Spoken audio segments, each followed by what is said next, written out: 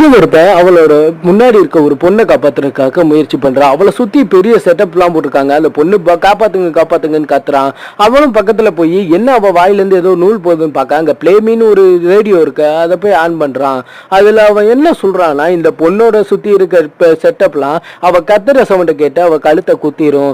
Timer on ஆனதுல இருந்து அவ வாய்க்குள்ள இருக்க அந்த சாவியை அந்த நூலை பிடிச்சி நீங்க வெளியே எடுக்கணும். அவ நெஞ்சில அது இருக்குது, நீங்க எடுக்கலைன்னா டைமர் முடியும் போது அவ கழுத்துல அது குத்தி இருக்குன்னு சொல்ல அவனும் அதை எடுக்கலான்னு போறா. அவ கத்துனோடனே அவ வாயை போத்துறா, நீ கத்துனா அது குத்திரும், நான் விட்டுட்டு போனாலும் அது குத்திரும், கொஞ்சம் பொறுத்துக்கன்னு சொல்லிட்டு அதை பிடிச்சி இழுக்கிறா. எப்படி இருக்குன்னு யோசிச்சுக்கோங்க. அவ இழுக்க இழுக்க டைம் ஓடுதுன்ற கடுப்புல எப்படியாவது காப்பாத்தணுன்றக்காக வெடுக்குன்னு பிடிச்சி இழுக்க அவளுக்கு ஹை ஸ்பீட்ல கத்த அது தொண்டை கிட்ட வந்துருது.